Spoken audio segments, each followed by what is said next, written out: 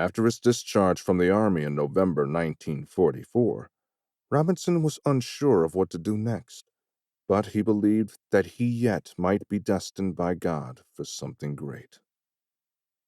Robinson took a job at Samuel Huston College, where Carl Downs had become president 2 years earlier. He taught physical education and coached the basketball team during the 1944 to 1945 season. Aided by U.S. Congressman Lyndon Johnson, an ardent segregationist who wanted black colleges to succeed, Downs strove diligently to keep the college afloat despite the challenges of World War II.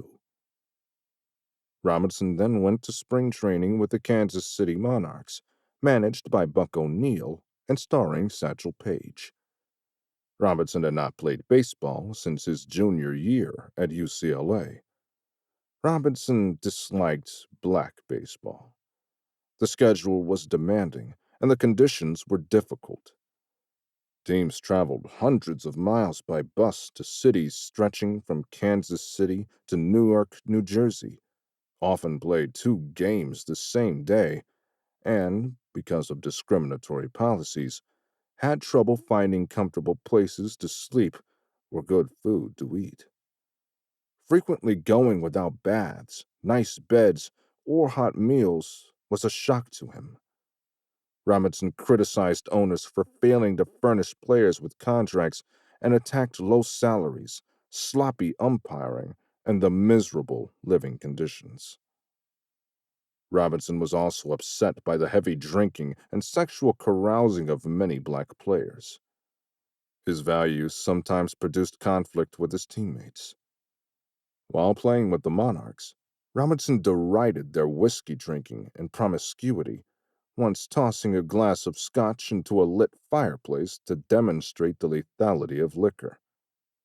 His core values, Rampersad argues, were personal dignity and self-esteem, and he believed in God and the Bible. Robinson drew a line between himself and sin and tried not to cross it. He told Sammy Haynes, with whom he frequently roomed, that he had not had sex with his fiancée Rachel and did not need to do so to know she was the woman for him. An astounded Haynes told him that marrying someone with whom he had not had sex was crazy. Although he played in only 41 games with the Monarchs, Robinson excelled in the Negro League. He hit .387 and was selected for the East-West All-Star Game.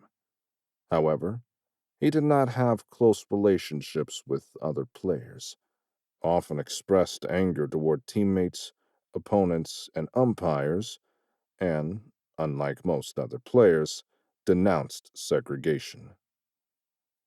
Among a group of gifted professionals who had to endure all-night rides on bone-clattering buses and blocked doors at whites-only diners and motels, Scott Simon writes, Robinson was remembered more for griping about the league's showboating and lack of training and discipline. Unhappy with his experience, Robinson planned to quit the Monarchs at the end of the 1945 season, return to California, marry Rachel, and take a job as a high school coach. Branch Rickey and God, however, had different plans for him. Black sports writers Wendell Smith and Sam Lacey insisted that Robinson possessed the traits required to succeed in MLB. The devout Christian was college-educated, did not drink or engage in other behaviors that might harm his performance, and had exceptional athletic ability, tremendous poise and confidence, and immense self-respect.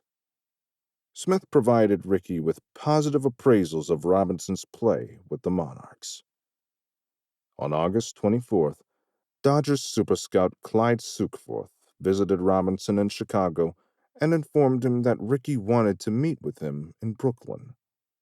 While talking with Sukeforth, Robinson said to himself, "Maybe that star, which he saw in the sky, is especially bright tonight for you. Maybe someone is trying to lead you. Maybe he is up there trying to tell you to go see Mr. Rickey."